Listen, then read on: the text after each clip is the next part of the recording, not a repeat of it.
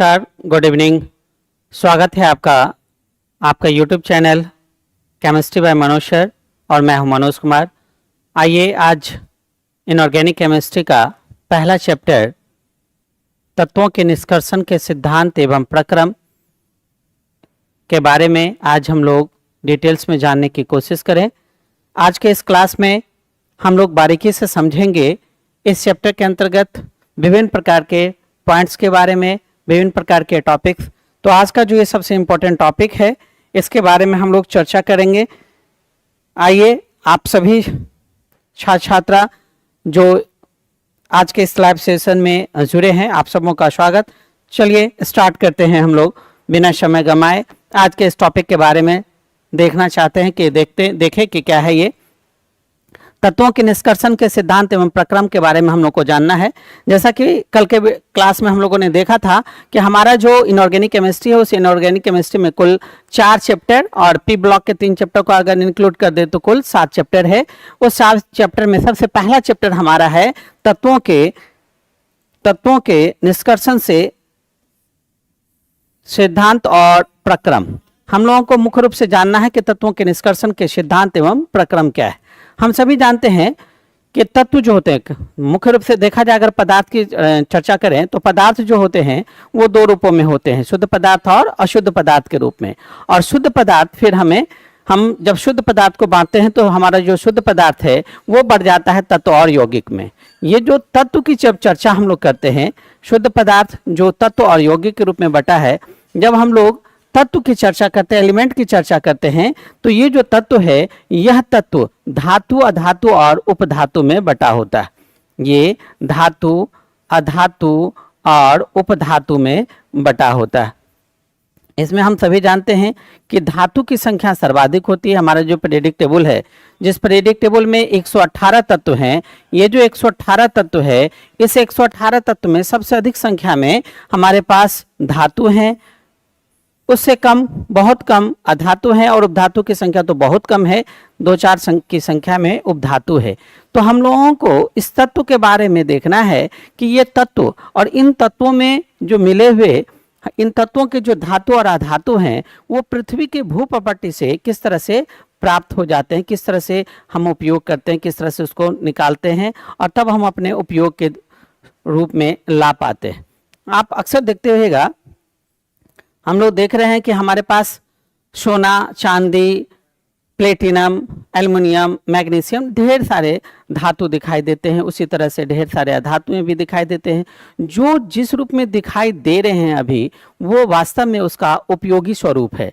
हम लोग जो देख रहे हैं, सोना चांदी के जो स्वरूप को देख रहे हैं, लोहा के जो स्वरूप को देख रहे हैं, वो वास्तव में उसका उपयोगी स्वरूप है। ये उसी रूप में नहीं उपस्थित होता है। ये कहीं ना कहीं पृथ्वी के अंदर एक संयुक्त अवस्था में, एक संयुक्त रूप में सन्निहित होता है ना। तो इन सभी चीज़ों के बारे में आज हम लोग डिटेल्स में देखेंगे कि ये सारे चीज़ क्या होते हैं। आइए हम लोग स्टार्ट करें। आज का जो क्लास है हमारा, जिसका नाम ही है तत्वों को अलग करने के समान सिद्धांत एवं प्रक्रियाएं, यानी तत्वों के निष्कर्षण के सिद्धांत। ये जो अलग शब्द दिया गया यहाँ पे, ये अलग शब्द का प्रयोग यहाँ इसलिए किया गया है, अलग शब्द का जो यहाँ प्रयोग किया जा रहा है ये इसलिए किया गया है ताकि हम लोग आसानी से इसके बारे में ये देख सकें कि ये निष्कर्षण किस तरह से हो पाता है ना। तो तत्वों का निष्कर्षण के क्या है सिद्धांत और उसकी क्या प्रक्रिया है, इसके बारे में आज हम लोग जानने की कोशिश करते हैं। हम सभी जानते हैं प्रकृति में जितने भी तत्व पाए जाते हैं, प्रकृति में जो भी तत्व हैं, मुख्य रूप से देखा जाए तत्व के रूप में, तो प्रकृति में या तो वो धातु के रूप में होंगे या वो अधातु के रूप में होंगे। प्रकृति में जो तत्व हैं वो या तो धातु के रूप में है या अधातु के रूप में है। पहले हम लोग इस बात की चर्चा कर चुके हैं, जो उपधातु की जो संख्या होती है वो बहुत कम, नगण्य के बराबर होती है। इसलिए हम लोग देख रहे हैं कि प्रकृति में हमारे पास या तो धातु है या अधातु है। ये जो धातु और अधातु है ये या तो मुक्त अवस्था में पाए जाते हैं या संयुक्त अवस्था में पाए जाते हैं। ये जो धातु हैं या धातु हैं, या तो ये मुक्त अवस्था में पाए जाएंगे या संयुक्त अवस्था में पाए जाएंगे। उससे पहले हम लोग थोड़ा सा यहाँ देखें, इस स्ट्रक्चर को थोड़ा सा देखिए। तो इस स्ट्रक्चर को देखने पे हमें पता चलता है कि ये स्ट्रक्चर क्या कह रहा है। जैसा देखिए इसको, हम लोग यहाँ पे देख रहे हैं कि इस स्ट्रक्चर में पृथ्वी के बारे में दिखाया गया है। ये पृथ्वी, और इस पृथ्वी के एक छोटे से स्वरूप को यहाँ देखने की कोशिश कर रहे हैं। ये जो हमारा भूपट्टी है, ये सपोज डैट के ये पृथ्वी का ऊपरी भाग है, और इस पृथ्वी के नीचे ये जो भूपट्टी है जिसको हम लोग अर्थ क्रस्ट भी कहते हैं, इसे हम लोग अर्थ क्रस्ट भी कहते हैं। तो ये हमारा अर्थ क्रस्ट भूपरपट्टी, ये जो हमारा भूपरपट्टी है, इसी में यहाँ दिखाया गया है। ये भूपरपट्टी जो 0 से 100 किलोमीटर की दूरी तक दिखाया गया है यहाँ पे। तो ये वाला जो भाग आप देख पा रहे हैं, इन भागों में तत्वों के मुक्त और संयुक्त दोनों रूप पाए जाते हैं। यहाँ हम देख पा रहे हैं कि हमारा ये जो पृथ्वी का पार्ट है, पृथ्वी के ऊपर वाले भाग को दिखाया गया है, और पृथ्वी यहाँ जो जस्ट इस देखिए ये पृथ्वी, और इस पृथ्वी के एक छोटे से टुकड़े को लेकर हम लोग यहाँ देखने की कोशिश कर रहे हैं। तो ये जो पार्ट हमारा दिखाई दे रहा है, यह क्रस्ट जो 0 से 100 किलोमीटर की दूरी तक यहाँ दिखाया गया है, यहाँ तक की दूरी को दिखाया गया। इसमें हमारे तत्व मुक्त और संयुक्त दोनों रूपों में उपस्थित होते है ना। ये तत्व मुक्त और संयुक्त दोनों रूपों में उपस्थित होते हैं। यहाँ देखिए ये जो फिगर आप देख रहे हैं, ये फिगर वास्तव में क्या है, ये हेमेटाइट अयस्क है, और इसी हेमेटाइट अयस्क से भारत में लौह नाम का तत्व हम निष्कर्षित करते हैं। ये हमारा हेमेटाइट अयस्क है। देखिए ये जो दिख रहा है, ये हेमेटाइट अयस्क है, और इस हेमेटाइट अयस्क से ही भारत में क्या किया जाता है, लोहा नाम का धातु प्राप्त किया जाता है। तो ये अयस्क संयुक्त रूप में दिखाई हमें दे रहा है, ये इस रूप में दिखाई दे रहा है। क्या हम इसी रूप में इसका उपयोग करते हैं? नहीं, ये इसका एक संयुक्त रूप जो पृथ्वी के अंदर पाया जा रहा है, इसे पृथ्वी के अंदर से हम निकालते हैं, और विभिन्न प्रकार के प्रक्रम का, विभिन्न प्रकार के मेथड का उपयोग करके हम इसे उपयोगी रूप में, जिस प्रकार से आज हम लोहा को देख पा रहे हैं, उस रूप में हम इसे लाते हैं, तब जाकर हम इसका उपयोग कर पाते हैं, है ना। इसी प्रक्रिया को इसी प्रक्रिया को तत्वों का निष्कर्षण कहा जाता है ना। इसी प्रक्रिया को तत्वों का क्या कहा जाता है, निष्कर्षण कहा जाता है। तो आज का जो हमारा टॉपिक है वो यही है कि तत्वों के निष्कर्षण करने के सामान्य सिद्धांत एवं उसकी प्रक्रियाएं क्या क्या है। तो जैसा कि आप देख पा रहे हैं, पृथ्वी के अंदर जो भी पदार्थ है उनमें तत्व के रूप में हम देख रहे हैं। तो मुख्यतः तत्व कितने होंगे, 2 होंगे, धातु एवं अधातु होंगे। ये जो धातु एवं अधातु हैं, ये 2 रूपों में पाए जाएंगे। ये तत्व या तो मुक्त अवस्था में पाए जाएंगे, फ्री स्टेट में पाए जाएंगे, या ये संयुक्त अवस्था में पाए जाएंगे, कंबाइंड कंजुगेट फॉर्म में पाए जाएंगे, है ना। या तो ये अकेले होंगे, इन पर किसी भी तत्व का, किसी भी स्वरूप का, किसी भी यौगिक का कोई प्रभाव नहीं पड़ेगा, इसलिए ये अकेले होंगे। या ये क्या होंगे, तो संयुक्त होंगे, किसी अन्य तत्व के साथ जुड़े होंगे, किसी अन्य यौगिक के साथ जुड़े हुए होंगे। तो ये 2 रूपों में पाए जाएंगे। पहला, या तो वो मुक्त अवस्था में पाए जाएंगे, और दूसरा या तो वो संयुक्त अवस्था में पाए जाएंगे। तो चलिए हम लोग देखते हैं कि ये किस रूप से, कैसे पाए जा रहे हैं, किस तरह से पाए जा रहे हैं। आइए हम लोग पहला देख रहे हैं मुक्त अवस्था। मुक्त अवस्था मतलब क्या होता है, फ्री फॉर्म में, हमें किसी से कोई लेना देना नहीं है। मैं एलोन, अकेले रूप में हूँ, मुझे किसी से कोई रिएक्शन नहीं करना है, मैं अकेला हूँ, नहीं। तो यहाँ पे मुक्त अवस्था का स्वरूप यहाँ देखिए, मुक्त अवस्था के स्वरूप को यहाँ दिखाया गया। यह मुक्त अवस्था में है, अर्थात वे तत्व जो कम क्रियाशील होते। स्वाभाविक है, जब आप मुक्त अवस्था में रहना चाहते हैं, अर्थात आप किसी के साथ कोई रिएक्शन नहीं करना चाहते हैं, आपके अंदर कोई एक्टिविटी नहीं है, आप विदाउट एक्टिविटी के रह रहे हैं, तो हम कहेंगे कि आप कम क्रियाशील हैं। तो वे तत्व जो कम क्रियाशील होते हैं तथा जिन पर वायुमंडलीय ऑक्सीजन, जलवाष्प, कार्बन डाइऑक्साइड या अन्य अधातुओं का प्रभाव नहीं पड़ता है। जब वो रिएक्शन में ही भाग नहीं ले रहे हैं तो कुछ ना कुछ तो उसकी खासियत होगी। तो उनकी खासियत ये है कि उन पर ना तो वायुमंडलीय ऑक्सीजन का प्रभाव पड़ रहा है, ना जलवाष्प का प्रभाव पड़ रहा है, ना कार्बन डाइऑक्साइड का प्रभाव पड़ रहा है, और ना ही किसी अन्य अधातुओं का प्रभाव पड़ता है। ऐसी स्थिति में कहे जाते हैं कि वे प्रकृति में क्या हैं, मुक्त अवस्था में पाए जाते हैं। ऐसी स्थिति में कहा जाता है कि वो क्या है, मुक्त अवस्था में पाए जाते हैं, अकेले हैं, उनके साथ कोई नहीं है ना। ऐसे तत्वों को आप जरा सा सोचिए कि ऐसे तत्व कौन कौन से होंगे। देखिए ये हैं सोना। सोना की स्थिति को देखिए, सोना क्या होता है, आप देखेंगे सोना का हमारी घर की जो माँ बहनें हैं, फीमेल है, वो सभी सोना के आभूषण पहनते हैं, चांदी के आभूषण पहनते हैं, है ना, प्लेटिनम। यहाँ देखिए ये जो हमारा सोना दिख रहा है, कभी आपने देखा कि इस सोना पे कोई जंग लग गया, ऐसा जैसे लोहा में जंग लग जाता है, आप लोहे को कुछ देर के लिए बाहर में छोड़ दें, 2-4 10 दिन 20 दिन 25 दिन के बाद आप देखेंगे कि उस पर एक काले रंग का धब्बा आने लगता है, एक भूरे रंग का धब्बा आना शुरू हो जाता है, और कुछ दिनों के बाद उसकी पपड़ी हटने लगती है, जिसको हम लोग लोहा में जंग लगना कहते हैं, है ना। लेकिन सोना में आपने देखा कभी कि उसमें जंग लग जाता है, कभी नहीं लगता है। चांदी में आपने देखा, कभी नहीं देखा, है ना। इस सोना के स्वरूप को यहाँ देखिए, सोना के आभूषण को यहाँ दिखाने की कोशिश की गई है। ये सोना का आभूषण कभी जंग नहीं इसमें लगता। हाँ, ये हो सकता है कि 2-4 साल 5 साल के बाद उसमें थोड़ी सी गंदगी लग जाए, उन गंदगियों को हम आसानी से सफाई करके उसकी गंदगियों को दूर कर देते, फिर वो उसकी चमक आ जाती है ना। ये आप देख रहे हैं, ये चांदी, इस चांदी की चमक एकदम बरकरार रहती है। 2-4 साल 5 साल के बाद थोड़ी सी गंदगी जरूर इस पे आ जाती है, वो हो सकता है कि पानी की वजह से हो सकता है, अन्य स्वरूपों के कारण हो सकता है। उन गंदगियों को हम आसानी से फिर साफ करके हटा देते हैं, जंग इसमें नहीं लगता है ना। इसी तरह से ये जो हमारा प्लेटिनम है, इस प्लेटिनम को भी अगर हम देखते हैं तो प्लेटिनम में भी इस तरह के स्वरूप हमें दिखाई नहीं देते हैं, है ना। प्लेटिनम को भी हम अगर देखते हैं तो हमें इस तरह से ये स्वरूप नहीं दिखाई देते।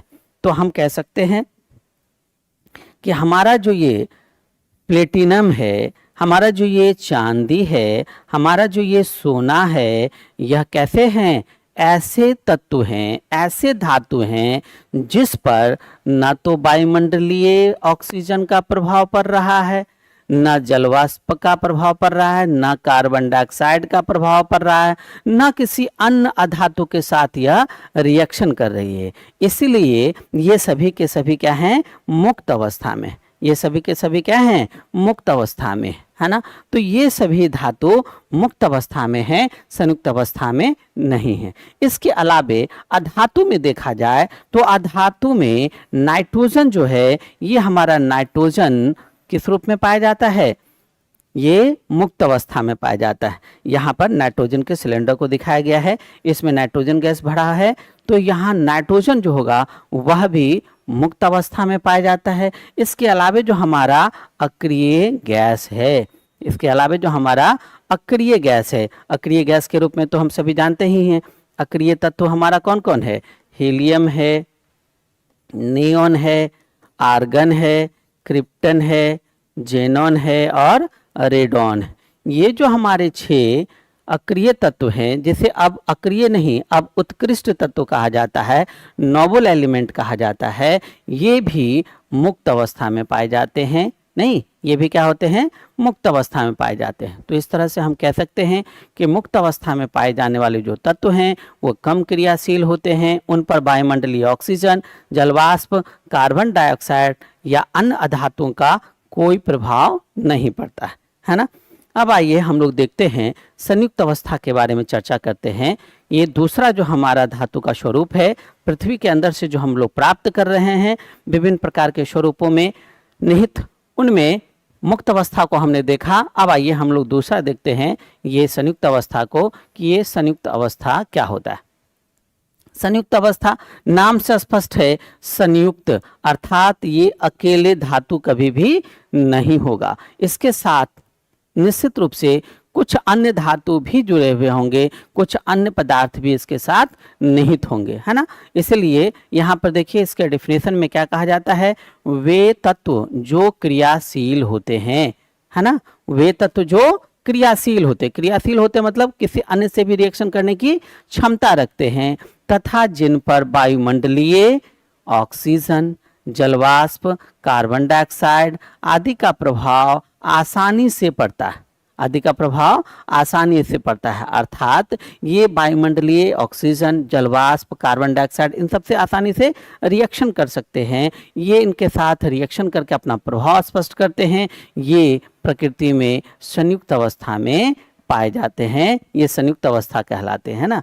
तो हम कह सकते हैं कि संयुक्त अवस्था अर्थात वह अवस्था जिसमें तत्व क्रियाशील होता हो, जो वायुमंडलीय ऑक्सीजन, जलवाष्प, कार्बन डाइऑक्साइड इत्यादि सभी क्रिया करता हो, किसी अन्य धातु से, किसी अन्य अधातु से भी रिएक्शन करके संयुक्त रूप में पाया जाता हो, उसे ही हम लोग संयुक्त अवस्था कहते हैं, है ना। जैसे हमारा ये सोडियम है, सोडियम निश्चित रूप से संयुक्त अवस्था में पाया जाता है। पोटासियम है, कैल्शियम है, जिंक है, लोहा है, ये सभी क्या हैं, ऐसे धातु हैं जो संयुक्त अवस्था में पाए जाते हैं। ये सभी मुक्त अवस्था में नहीं पाए जाते, ये संयुक्त अवस्था में पाए जाते हैं। आप देखेंगे सोडियम जो है वो कभी NaNO3 के रूप में पाया जाता है, कभी NaCl के रूप में पाया जाता है। ये जो हमारा K है ये कभी KNO3 के रूप में पाया जाता है ना। हमारा कैल्शियम है ये कभी CaCO3 के रूप में पाया जाता है। Zn है ZnCO3 के रूप में पाया जाता है। Fe2O3 इंटू ट्वाइस H2O के रूप में, यानी कहीं न कहीं ये किसी अन्य तत्व से, किसी अन्य धातु से, किसी अन्य पदार्थ से जुड़े हुए होते हैं। तो इस प्रकार हम कह सकते हैं कि पृथ्वी के गर्त से जो हम लोग प्राप्त करते हैं, पृथ्वी के भूपर्पट्टी से जो हम लोग प्राप्त करते हैं, पृथ्वी के अंदर से जो तत्वों के संयुक्त तत्वों को प्राप्त करते हैं, वो दो प्रकार के होते हैं, एक मुक्त और एक संयुक्त। जो मुक्त अवस्था में पाए जाते हैं वह क्या होते हैं, क्रियाशील नहीं होते हैं। उन पर वायुमंडलीय ऑक्सीजन, जलवाष्प, कार्बन डाइऑक्साइड अन्य का कोई प्रभाव नहीं पड़ता है, वो हमेशा अकेले होते हैं। जैसे सोना है, चांदी है, प्लेटिनम है, अधातु के रूप में नाइट्रोजन है और अक्रिय गैस है। संयुक्त अवस्था में देखते हैं तो वे तत्व जो क्रियाशील होते हैं, एक्टिव होते हैं, रिएक्टिव फॉर्म में, वो वायुमंडलीय ऑक्सीजन, जलवाष्प, कार्बन डाइऑक्साइड आदि के प्रभाव में आकर वो संयुक्त रूप में उपस्थित हो जाते हैं। इनके साथ अन्य धातु भी उपस्थित रहते हैं, इनके साथ हम कह सकते हैं कि अन्य अधातु भी उपस्थित रहते हैं। तो ऐसे रूपों में पाए जाते हैं, इसलिए इसे हम लोग क्या कहते हैं, संयुक्त अवस्था में कहते हैं। एग्जाम्पल के तौर पे सोडियम, पोटासियम, कैल्शियम, जस्ता, Fe ये सारे ढेर सारे अधातु हैं जो संयुक्त रूप में पाए जाते हैं, है ना। यहाँ पर देखिए एक कहता है ये धातुएं पृथ्वी की परत में यौगिक के रूप में पाए जाते हैं। स्वाभाविक है, जैसी संयुक्त रूप में पाया जाएगा, संयुक्त रूप में पाए जाने का मतलब है कि एक से अधिक तत्व आपस में मिश्रित होकर, परस्पर संयुक्त होकर उपस्थित हो रहे हैं। इसलिए ये जो धातुएं होंगे वो पृथ्वी की परत में किस रूप में पाए जाएंगे, यौगिक के रूप में पाए जाएंगे, है ना।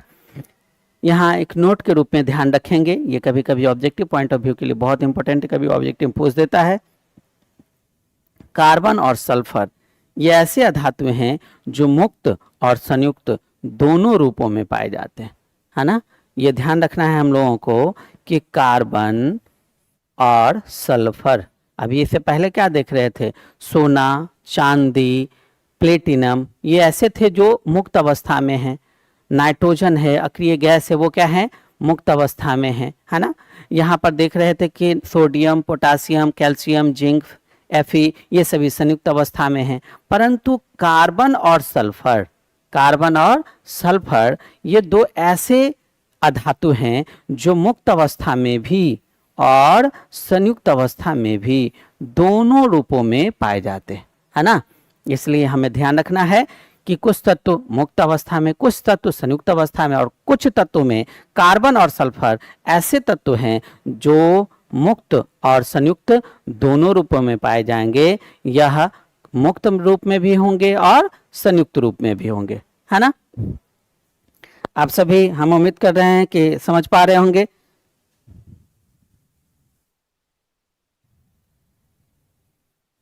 अच्छा अच्छा, ठीक है।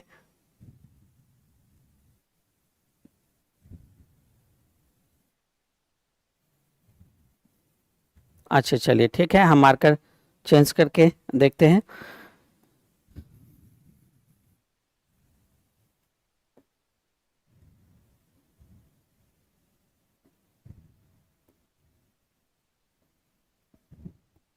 ओके, तो चलिए हम लोग इससे पहले का टॉपिक जो देख रहे थे, इसमें हम लोगों ने देखा कि मुक्त और संयुक्त अवस्था क्या होता है। अब आइए हमारा अगला टॉपिक है खनिज। हमारा अगला टॉपिक है खनिज, मिनरल क्या है ना। हमारा जो नेक्स्ट टॉपिक है वो है खनिज अर्थात मिनरल क्या है, इसके बारे में हम लोग देखते हैं। पृथ्वी के अंदर से, पृथ्वी के भू प्रॉपर्टी से जो हम लोग प्राप्त करते हैं, अर्थ क्रस्ट से जो हम लोग प्राप्त करते हैं, तत्व के संयुक्त रूप को, तत्व के संयुक्त रूप को यदि वह विशिष्ट रासायनिक रचना और क्रिस्टलीय संरचना के रूप में उपस्थित होती है, अर्थात प्रकृति में उपलब्ध वह अकार्बनिक पदार्थ, पृथ्वी में उपलब्ध वह अकार्बनिक पदार्थ जिसकी विशिष्ट रासायनिक रचना तथा क्रिस्टलीय संरचना होती है, खनिज कहलाता है। सिंपल वे में हम लोग इतना कह सकते हैं कि तत्वों के संयुक्त रूप में पृथ्वी के अंदर, पृथ्वी में जो उपलब्ध अकार्बनिक पदार्थ जिसमें तत्व संयुक्त रूप में पाए जाते हैं, ये जो उपस्थित होते हैं, जिसकी एक विशिष्ट रासायनिक रचना होती है, उसे हम लोग क्या कहते हैं, खनिज कहते हैं। उसे हम लोग क्या कहते हैं, खनिज कहते हैं। पृथ्वी के अंदर इन खनिजों का बहुत ही ज़्यादा महत्वपूर्ण योगदान होता है। इन खनिजों की सहायता से पृथ्वी की एक नियत स्थिति बन पाती है। तो पृथ्वी के अंदर भू प्रपट्टी में पाए जाने वाला वह अकार्बनिक पदार्थ जिसकी विशिष्ट रासायनिक रचना होती है, क्रिस्टलीय संरचना होती है, हम उसे क्या कहते हैं, खनिज कहते हैं। और ये जितने भी धातु हैं वो सभी संयुक्त अवस्था में खनिज के रूप में उपस्थित होते हैं। सभी के सभी क्या होते हैं, खनिज के रूप में उपस्थित होते हैं। उन खनिजों में हम लोग क्या करते हैं, देखते हैं कि कौन ऐसा खनिज है जिसकी सहायता से हम काफी कम लागत पर सुविधाजनक, सुगमता पूर्वक धातु को प्राप्त कर सकते हैं, है ना। विभिन्न प्रकार के जो खनिज दिखाई दे रहे हैं, उन खनिजों में ढूंढा जाता है कि इसमें सुगमता पूर्वक कम लागत पर हम किससे प्राप्त कर सकते हैं धातु, है ना। ऐसे धातु, ऐसे खनिज जिनसे काफी कम लागत पर और सुगमता पूर्वक हम धातु प्राप्त कर पाते हैं, उसे हम लोग अयस्क कहते हैं। उसे हम लोग क्या कहते हैं, अयस्क कहते हैं। तो हमारा खनिज के बाद का टॉपिक है अयस्क और क्या है ना। तो ये देखिए कहता है जिस खनिज में धातु की पर्याप्त मात्रा विद्यमान हो, जिस खनिज में धातु की पर्याप्त मात्रा विद्यमान हो तथा जिससे धातु सहजता से तथा कम खर्च में ही प्राप्त की जा सके, तथा कम खर्च में ही प्राप्त की जा सके, उसे हम लोग क्या कहते हैं, अयस्क कहते हैं। उसे हम लोग क्या कहते हैं, अयस्क कहते हैं। ढेर सारे, ऐसा नहीं है कि खनिज जो हैं वो सिर्फ उनसे हम लोग धातु फिक्स है कि इसी से हम लोग कर सकते हैं। सपोज डैट कि ढेर सारे खनिज के रूप में, जैसे मान लेते हैं हम लोग यहाँ पर कोई ए नाम का खनिज है, ये बी नाम का खनिज है और ये सी नाम का कोई खनिज है। अब इससे जो हम लोग धातु प्राप्त कर रहे हैं, इससे सुगमता पूर्वक हमें मिल जाता है और लागत भी कम लगता है। इससे सुगमता पूर्वक तो नहीं मिल रहा है, आसानी से नहीं मिल रहा है, काफ़ी कठिन प्रोसेस से होकर गुजरना पड़ रहा है और धातु भी हमें कम मिल रहे हैं। इससे बहुत ज़्यादा इसमें लागत लग रहा है, पैसा लग रहा है और धातुओं की उपस्थिति भी इसमें कम है। तो ऐसी स्थिति में हम बी और सी को इग्नोर करेंगे और ए से हम धातु प्राप्त करने की कोशिश करेंगे। तो ये जो हमारा तीनों खनिज है ए, बी और सी, उसमें ए हमारा अयस्क कहलाता है। ए हमारा क्या कहलाता है, अयस्क कहलाता है। पृथ्वी के भू प्रॉपर्टी में धातुओं से संयुक्त ढेर सारे खनिज पाए जाते हैं। उन खनिजों में ढूंढा जाता है, देखा जाता है कि उन खनिजों में कौन से ऐसे खनिज हैं जिस खनिज से हम अधिकाधिक धातु प्राप्त कर सकें, परंतु शर्त है कि लागत भी कम लगनी चाहिए और सुगमता पूर्वक हो जाए, काफ़ी विभिन्न विधियों से, काफ़ी कठिन प्रोसेस से होकर न गुजरना पड़े। तो यदि ऐसा होता है तो वैसे खनिज को हम लोग क्या कहते हैं, अयस्क कहते हैं, है ना। यहाँ एग्जाम्पल के तौर पे हमने देखा कि ए, बी, सी तीन खनिज है। यदि पहला से कम लागत और कम कठिनाई से, यानी सुगमता पूर्वक हम प्राप्त कर लेते हैं तो ये हमारा ए खनिज हो जाएगा, लेकिन बी और सी नहीं होगा, चूंकि बी और सी दोनों में लागत भी अधिक लग रहा है, समय ज़्यादा लग रहा है और कठिन प्रोसेस से होकर गुजरना पड़ रहा है। तो ऐसी स्थिति में ए बी सी तीनों खनिज में हमारा ये जो ए है यही अयस्क कहलाएगा, है ना। इसीलिए इसकी परिभाषा में हम लोग क्या कहते हैं, जिस खनिज में धातु की पर्याप्त मात्रा विद्यमान हो, ये जरूरी है उस खनिज में धातु ज्यादा से ज्यादा हो, पर्याप्त मात्रा विद्यमान हो, जिससे धातु सहजता से और कम खर्च में प्राप्त की जा सके, उसे हम लोग क्या कहते हैं, धातु के अयस्क कहते हैं, उसे हम लोग क्या कहते हैं, अयस्क कहते हैं, है ना। इस प्रकार से हम कह सकते हैं कि जितने अयस्क हैं,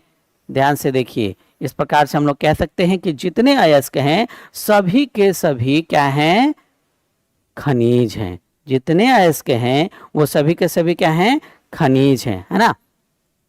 सभी अयस्क खनिज हैं, सभी अयस्क क्या हैं, खनिज हैं, परंतु सभी खनिज अयस्क नहीं हैं, परंतु सभी खनिज अयस्क नहीं है। यहाँ हमें ध्यान रखना होगा कि सभी के सभी अयस्क खनिज हैं, सभी के सभी अयस्क क्या हैं, खनिज हैं, परंतु सभी खनिज अयस्क नहीं हैं। क्यों? क्योंकि वैसे ही खनिज को हम अयस्क कहेंगे जिससे कम लागत पर सुगमता पूर्वक धातु प्राप्त की जा सके, वैसे ही खनिज को हम लोग अयस्क कहेंगे।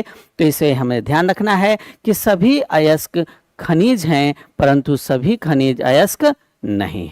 ठीक है, अब आइए हम लोग देखते हैं ये जो अयस्क अयस्क हम लोग बार बार सुन रहे हैं, ये अयस्क क्या है। तो हम लोगों ने जाना कि अयस्क मतलब वे खनिज जिससे कम लागत पर सुगमता पूर्वक धातु प्राप्त की जा सके। ये जो अयस्क हैं ये मूलक के आधार पर, यहाँ देखिए मूलक, मूलक को हम लोग रेडिकल भी कहते हैं। ये जो मूलक है इसे हम लोग रेडिकल के नाम से भी जानते हैं।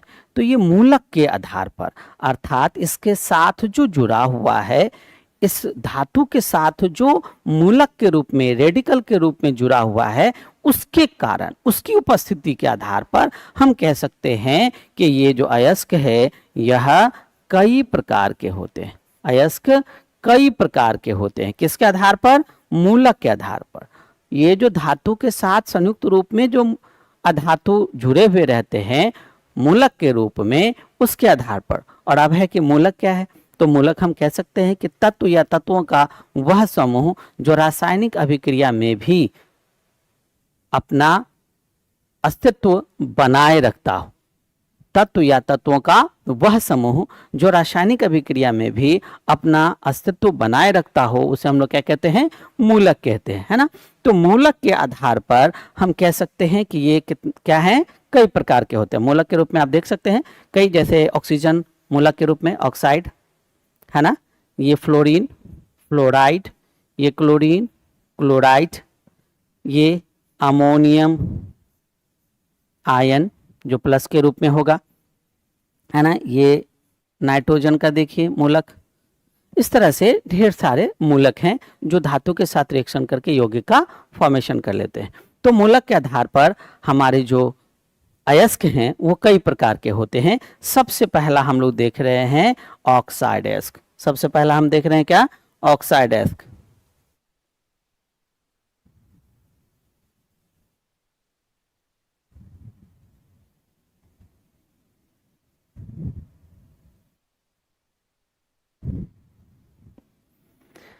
सबसे पहले हम लोग देख रहे हैं ऑक्साइड अयस्क के बारे में कि ऑक्साइड अयस्क क्या होता है।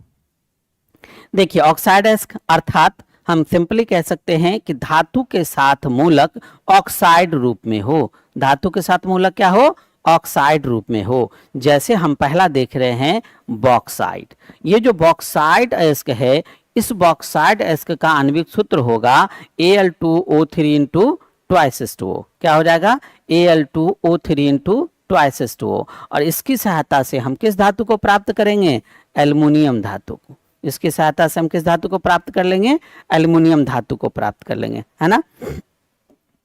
इसकी सहायता से हम प्राप्त कर सकते हैं एल्युमिनियम धातु को। दूसरा जो हमारा है वो है कोरंडम। दूसरा क्या है हमारा? कोरंडम। इस कोरंडम को देखिए, इस कोरंडम का जो आणविक सूत्र है वो है Al2O3 और इसकी सहायता से भी हम प्राप्त कर सकते हैं एल्युमिनियम धातु को। तीसरा हमारा है क्यूप्राइट। इस क्यूप्राइट को हम लोग रूबी कॉपर के रूप में भी जानते हैं। इससे हम लोग प्राप्त कर सकते हैं कॉपर, कॉपर धातु प्राप्त कर सकते हैं। चौथा है हमारा डायस्पोर। इस डायस्पोर से हम लोग, ये डायस्पोर Al2O3 इंटू H2O, इसकी सहायता से भी हम लोग क्या करते हैं तो Al प्राप्त कर सकते हैं। इसकी भी सहायता से हम लोग क्या करते हैं तो Al की प्राप्ति कर सकते हैं, एल्युमिनियम की प्राप्ति कर सकते हैं। तो यहाँ पर आप देख रहे थे कि हमारा जो ऑक्साइड एस्क है, इस ऑक्साइड एस्क में बॉक्साइट जिसका सूत्र Al2O3 इंटू H2O है, इसकी सहायता से हम एल्युमिनियम प्राप्त करते हैं। कोरंडम Al2O3 जिसकी सहायता से हम एल्युमिनियम प्राप्त करेंगे। कॉपरेट या रूपी कॉपर जिसकी सहायता से हम Cu2O, इसकी सहायता से हम कॉपर प्राप्त कर लेंगे। और डायस्पोर Al2O3 इंटू H2O, इसकी सहायता से हम लोग क्या करते हैं कॉपर की, एल्युमिनियम की प्राप्ति कर लेते हैं, है ना। तो अभी हम देख रहे थे ऑक्साइड एस्क के बारे में ही। ये बहुत ही इंपॉर्टेंट अयस्कों का फॉर्मूला है और हर बार एग्जाम में अयस्क पूछा जाता है। अयस्क दे देगा और आपसे कहेगा कि बताइए इसका अनुसूत्र क्या होगा, है ना। या कभी कभी अनुसूत्र ही लिख देता है और कहता है कि बताइए ये किसका सूत्र है, किस अयस्क का सूत्र है। तो ये हमें याद रखना है। इसके लिए भी एक टेबल सा बना हुआ है, आप इसकी सहायता से आसानी से स्क्रीनशॉट लेकर इसको याद कर सकते हैं, तैयार कर सकते हैं। इसी ऑक्साइड एस्क में ही, ये अभी जो हम लोग देख रहे हैं ये ऑक्साइड एस्क में ही, तो ये ऑक्साइड एस्क ही है। इस ऑक्साइड एस्क में देखिए आगे है टेनोराइट। इस टेनोराइट की सहायता से, ये जो टेनोराइट है जिसका सूत्र क्या होता है CuO, इसकी सहायता से हम लोग प्राप्त कर सकते हैं Cu को। ये है जिंकाइट, जिंकाइट ZnO, इसकी सहायता से हम लोग प्राप्त कर सकते हैं Zn। इसकी सहायता से हम लोग क्या प्राप्त कर सकते हैं Zn प्राप्त कर सकते हैं। लाल हेमाटाइट, इसका सूत्र है Fe2O3, इसकी सहायता से हम लोग Fe प्राप्त कर सकते हैं। लिमोनाइट जिसे भूरा हेमाटाइट कहा जाता है, इसकी सहायता से हम लोग क्या करते हैं लोहा प्राप्त कर सकते हैं, जिसका सूत्र है Fe2O3 इंटू H2O। और ये है हेमाटाइट, यही है वो हेमाटाइट जिसकी सहायता से भारत में क्या किया जाता है लोहा प्राप्त किया जाता है। तो इस हेमाटाइट से देखिए हम लोग क्या प्राप्त कर लेंगे Fe प्राप्त कर लेंगे। भारत में जो लोहा के अयस्क पाए जाते हैं उसमें सबसे इम्पोर्टेंट हेमाटाइट है। इसी हेमाटाइट की सहायता से हम लोग लोहा की प्राप्ति कर लेते हैं, जिसका सूत्र Fe2O3 इंटू H2O होता है ना।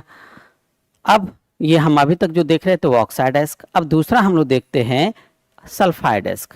दूसरा हम लोग देखते हैं सल्फाइड एस्क। तो आइए सल्फाइड एस्क को देखें कि सल्फाइड एस्क की स्थिति में क्या हो पा रहा है ना।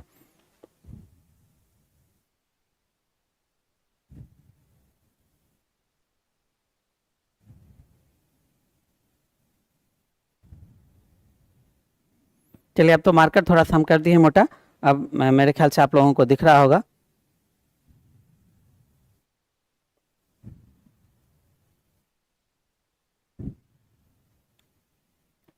अब आइए दूसरा हमारा क्या है सल्फाइड एस्क। पहला था ऑक्साइड एस्क, तो सब में देख रहे थे कि ऑक्सीजन ऑक्साइड ऑक्साइड ऑक्साइड पाया जा रहा था। अब है sulphide ask. Sulphide ask that means मूलक के रूप में अब क्या पाया जाएगा S, यानी सल्फाइड पाया जाएगा। तो पहला आप देख पा रहे हैं ये है जिंक ब्लेंड। जिंक ब्लेंड का सूत्र होता है ZnS, इसकी सहायता से हम लोग जस्ता धातु प्राप्त करते हैं। दूसरा है सिनेवार, इस सिनेवार का सूत्र होता है HgS, इसकी सहायता से हम लोग पारा धातु की प्राप्ति करते हैं। और तीसरा है आयरन पायराइट, इसकी सहायता से FeS2 की सहायता से हम लोग Fe को प्राप्त करते हैं, लोह धातु को प्राप्त करते हैं, है ना। तो इस तरह से हमने देखा कि दूसरा हमारा सल्फाइड एस्क जिसमें इन विशेष प्रकार के अयस्क जिंक ब्लेंड, सिनेवार, आयरन पायराइट, जिसका यहाँ पे आपको सूत्र है, और इस सूत्र की सहायता से हम ये भी समझ पा रहे हैं कि इससे कौन कौन से हमें धातु प्राप्त होंगे, है ना। अब आइए हम लोग देखते हैं नेक्स्ट, इसी सल्फाइड एस्क में ही हमारा अगला है, ये जो हम फिर देख रहे हैं ये सल्फाइड एस्क है। तो इस सल्फाइड एस्क में देख रहे हैं हमारा अगला है गैलेना। गैलेना का सूत्र क्या होता है? PBS. Silver glass Ag2s, copper pyrite CuFeS2, है ना। ये है कॉपर ग्लास जिसको चैल्कोसाइड भी कहते हैं Cu2s, और ये है लोह पाइराइट, इसे हम लोग क्या कहते हैं? FeS2। अब आइए, नाम से स्पष्ट हो रहा होगा, हम यहाँ पर लेड धातु प्राप्त कर सकते हैं, इससे सिल्वर धातु प्राप्त कर सकते हैं, इससे हम लोग कॉपर धातु प्राप्त कर सकते हैं, इससे हम लोग कॉपर धातु प्राप्त कर सकते हैं, और इससे हम लोग लोह धातु की प्राप्ति कर सकते हैं, है ना। तो ये हमारे अयस्क हैं जिसके ये आणविक सूत्र, और इस आणविक सूत्र से हम किस किस धातु को प्राप्त कर सकते हैं ये आप यहाँ पर देखें कि ये हमारा सल्फाइड अयस्क। तीसरा हम देख रहे हैं कार्बोनेट अयस्क। ये हमारा तीसरा है कार्बोनेट अयस्क। जिस तरह से आपने देखा ऑक्साइड अयस्क अर्थात मूलक के रूप में ऑक्साइड था, सल्फाइड अयस्क अर्थात मूलक के रूप में सल्फाइड था, ठीक उसी तरह से कार्बोनेट अयस्क में मूलक के रूप में CO3 होगा। कार्बोनेट में क्या होगा? मूलक के रूप में क्या होगा? CO3 हो जाएगा, है ना। मूलक के रूप में क्या हो जाएगा? CO3। तो यहाँ देखिए ये हमारा सूत्र के रूप में, यहाँ देखिए CO3 यहाँ आ रहा है, यहाँ भी CO3 आ रहा है, ये भी CO3 है, यहाँ भी CO3 है, अर्थात कार्बोनेट अयस्क में मूलक के रूप में क्या आएंगे? कार्बोनेट आएंगे। तो पहला सूत्र हम देख रहे हैं, जैसे ये है डोलोमाइट, इसका सूत्र हो जाएगा CaCO3 इंटू MgCO3। कैलेमाइन, इसकी सहायता से ये हमारा सूत्र ZnCO3। सीडेराइट जिसका सूत्र FeCO3, इसकी सहायता से हम लोग आसानी से धातु जो प्राप्त कर पाएंगे। यहाँ पे इसकी सहायता से हम कैल्शियम की भी प्राप्ति कर सकते हैं और मैग्नीशियम की भी प्राप्ति कर सकते हैं, परंतु काफ़ी अधिक मात्रा में इसमें कैल्शियम की उपस्थिति होती है। ZnCO3 में हम इसकी सहायता से जस्ता धातु को प्राप्त कर सकते हैं। FeCO3 में हम लोग इसकी सहायता से Fe धातु को प्राप्त कर सकते हैं, है ना। अब हम लोग देखते हैं हमारा चौथा है नाइट्रेट अयस्क। चौथा है हमारा नाइट्रेट अयस्क कि ये नाइट्रेट अयस्क में देखिए आपने देखा ऑक्साइड अयस्क मीन्स मूलक के रूप में ऑक्साइड है, सल्फाइड अयस्क मूलक के रूप में सल्फाइड है, कार्बोनेट अयस्क मूलक के रूप में कार्बोनेट है। यहाँ पे नाइट्रेट अयस्क मूलक के रूप में कौन हो जाएगा? नाइट्रेट हो जाएगा।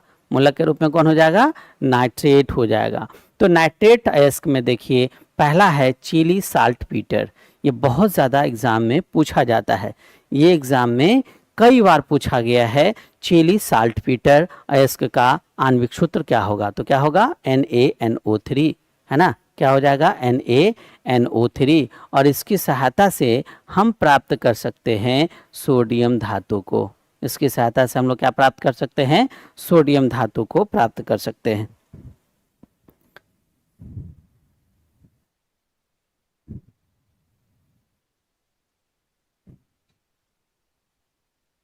तो अब देखिए पहला हम देख रहे थे चिली साल्टपीटर, ये एग्जाम पॉइंट ऑफ व्यू से बहुत इंपॉर्टेंट है, बहुत ज़्यादा इंपॉर्टेंट।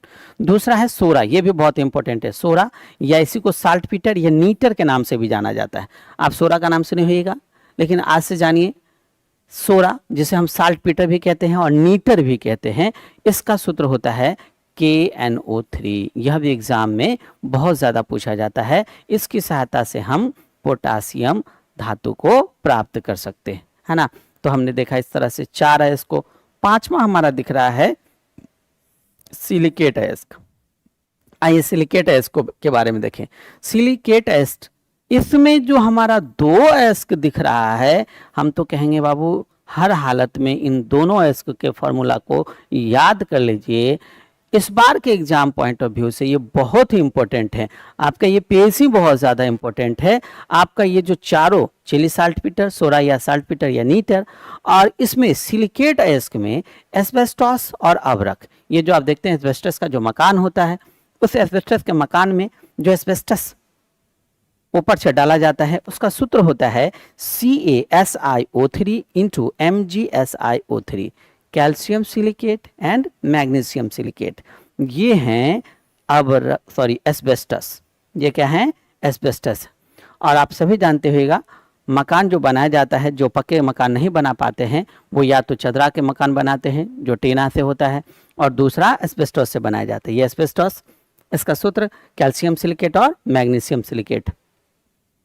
और एक छोटा सा चीज़ इसके बारे में थोड़ा सा जानकारी रखिए कि ये जो एस्बेस्टस है, इस एस्बेस्टस नाम के इस चादर का जो निर्माण किया जाता है, जिसका बहुतायत रूप में हम लोगों के इधर मकान बनाने में उपयोग किया जाता है, इस फैक्ट्री में काम करने वाले व्यक्ति, इस फैक्ट्री में जो काम करते हैं, जिस फैक्ट्री में एस्बेस्टस बनाया जाता है, उस फैक्ट्री में काम करने वाले व्यक्ति को एस्बेस्टियोसिस नाम का रोग हो जाता है। उसी पर आधारित है एस्बेस्टियोसिस, यानी एस्बेस्टस फैक्ट्री में काम कर रहा है, इसी पर रोग का नाम भी है एस्बेस्टियोसिस। उसे उस प्रकार का रोग हो जाता है ना। दूसरा सूत्र देखिए अवरक। ये अवरक निश्चित रूप से आप देखते होइएगा सैंड में बालू में देखते होइएगा एक चमकदार परत दिखाई देता होगा अवरक। इस अवरक का सूत्र देखिए K2O into thrice Al2O3 into 6SiO2 into twice S2O।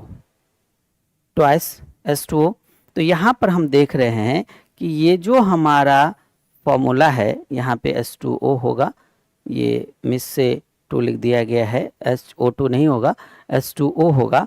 तो यहाँ पे हम देख पा रहे हैं कि अवरक और एस्बेस्टस ये एग्जाम पॉइंट ऑफ व्यू से बहुत इंपॉर्टेंट है।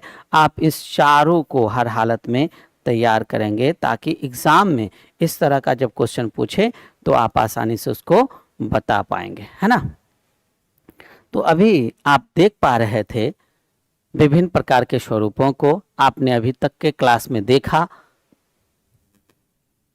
तत्व जो होते हैं पृथ्वी के अंदर, ये जो पृथ्वी है, इस पृथ्वी के अंदर जो भू प्रॉपर्टी में, ये जो पृथ्वी, इस पृथ्वी के अंदर जो भू प्रॉपर्टी में संयुक्त अवस्था और मुक्त अवस्था में तत्व पाए जाते हैं, उस तत्वों के मुक्त और संयुक्त अवस्था में जो स्वरूप पाए जा रहे हैं उसे हम लोग मिनरल्स कह रहे हैं।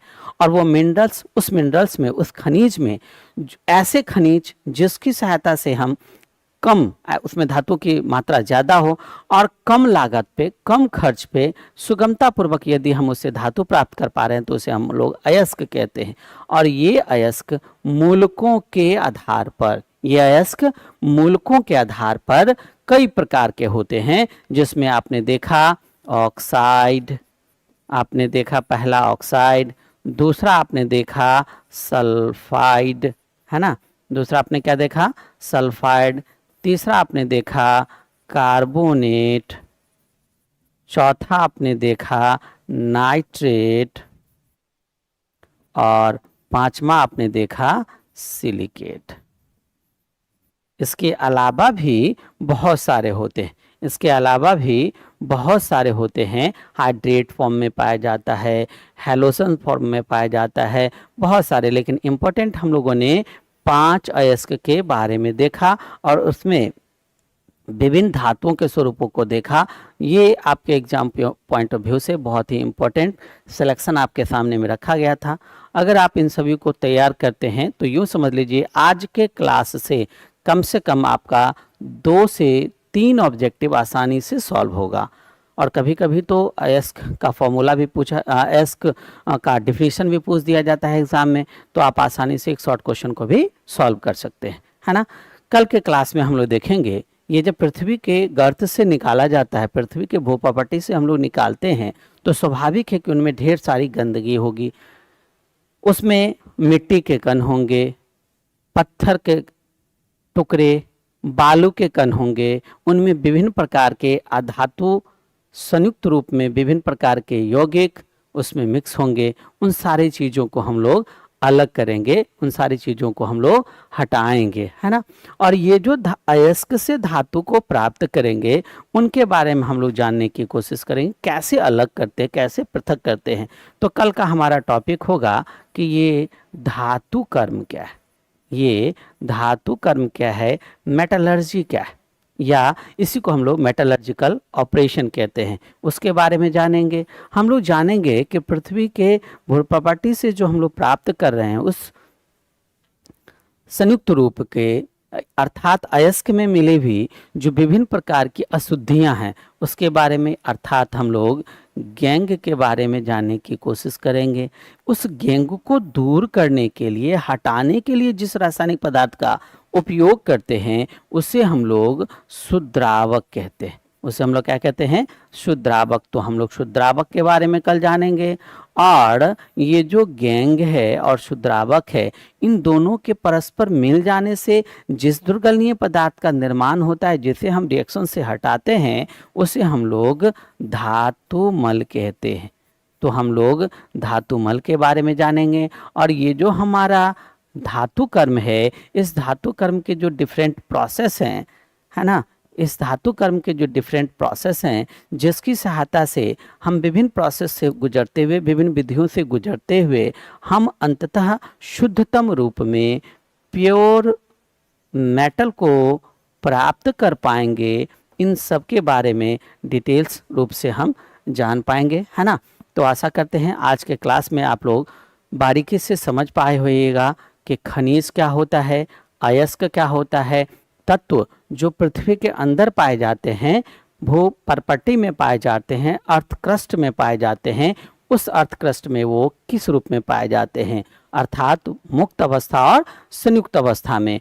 तो मुक्त अवस्था को आप जान पाए होइएगा, संयुक्त अवस्था को जान पाए होइएगा, खनिज को, अयस्क को जान पाए होइएगा, और अयस्क के विभिन्न स्वरूपों को अर्थात मूलकों के आधार पर जो अयस्क के कई प्रकार हैं उस प्रकार को आप जान पाए होइएगा। और एग्ज़ाम पॉइंट ऑफ व्यू से जो बहुत ज़्यादा इम्पोर्टेंट कुछ फार्मूला है उनके बारे में हमने आपको बताया, उन सारी चीज़ों को आपने बारीकी से देखा होगा, समझा होगा।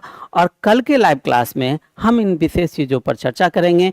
तो चलिए आज का क्लास हम लोग यहीं पर समाप्त करते हैं। उम्मीद करते हैं कि यह क्लास आप लोगों के लिए बहुत ही ज़्यादा रोचक, बहुत ही ज़्यादा अच्छा रहा होगा। आज के लिए इतना ही। बहुत बहुत धन्यवाद। Thank you.